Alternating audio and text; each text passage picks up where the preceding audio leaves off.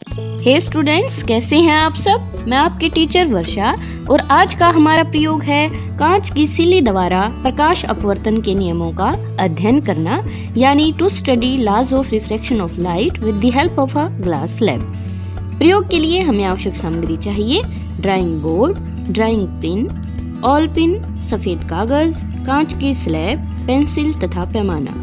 प्रयोग का सिद्धांत है, जब प्रकाश की कोई किरण एक पारदर्शक माध्यम से दूसरे पारदर्शक माध्यम में प्रवेश करती है तो यह अपने पथ से विचलित हो जाती है।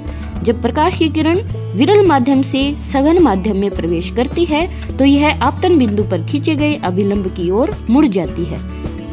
जब प्रकाश की किरण सघन माध्यम में से विरल माध्यम में प्रवेश करती है तो यह आपतन बिंदु पर खींचे गए अभिलंब से दूर हट जाती है। तो आइए करते हैं हम प्रयोग अपवर्तन। सबसे पहले ड्राइंग बोर्ड पर ड्राइंग पिन की मदद से सफेद कागज लगा लीजिए।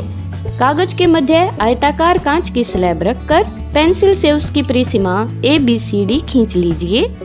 भुजा AB के किनारे की ओर दो पिनें P तथा Q इस प्रकार लगाइए ताकि P तथा Q पिनों को मिलाने वाली रेखा भुजा AB पर तिरछी पड़े। यहाँ आप पहले ही AB पर कोई K बिंदु मान सकते हैं। K बिंदु के ऊपर अभिलंब खींचकर और अभिलंब को बेस मानकर P और Q को 30 डिग्री, 60 डिग्री, 45 डिग्री पर सेट कर सकते हैं। अब कांच की स्लैब की विपरीत भुजा CD से दो पिनें P तथा Q के प्रतिबिंबों को देखिए। इसके पश्चात दो और पिनें R तथा S को इस प्रकार लगाइए कि पिन P एवं Q के प्रतिबिंब तथा पिन R और S एक सीध में दिखाई दें। अब ग्लास स्लैब हटा दीजिए। पिनें हटाकर उनके स्थान पर पेंसिल से वृत्ताकार निशान लगाइए। PQ रेखा को भुजा AB तक इस प्रकार बढ़ाएं ताकि यह AB भुजा के K बिंदु पर मिले। इसी प्रकार RS रेखा को भुजा CD तक इस प्रकार बढ़ाएं ताकि यह CD भुजा के K डैश बिंदु पर मिले। K बिंदु पर अभिलंब NN डैश खींचिए। इसी प्रकार K डैश बिंदु पर अभिलंब MM डैश खींचिए। आपतन कोण यानी एंगल I, अपवर्तन कोण यानी एंगल R तथा निर्गत कोण यानी एंगल E को मापिए और तालिका में लिखिए।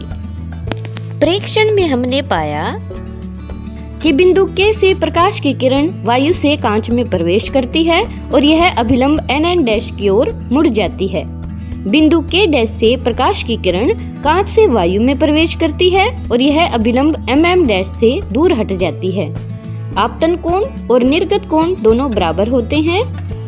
जैसा कि हमने मापन से पाया कि आपतन कोण और निर्गत कोण दोनों ही 30 डिग्री के हैं।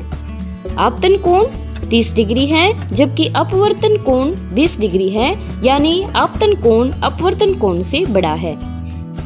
इन सभी प्रेक्षणों को प्रेक्षण तालिका में नोट कर लीजिए। प्रयोग से निष्कर्ष निकलता है कि आपतित किरण, अपवर्तित किरण व आपतन बिंदु पर डाला गया अभिलंब सदा एक ही तल में स्थित होते हैं।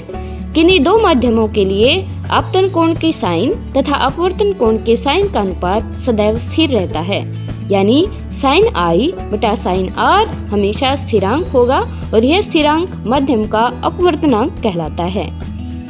प्रयोग के दौरान सावधानी बरतें कि ड्राइंग शीट को पिनों की सहायता से ही लगाएं ताकि यह हिल न सके। सभी पिन एक समान होनी चाहिए। पिनों के बीच कम से कम 5 सेंटीमीटर का अंतर हो। प्रयोग को दोहराते समय उसी कांच की स्लैब का ही प्रयोग करें। कांच की स्लैब का सावधानी पूर्वक प्रयोग करें। Thank you. Have a nice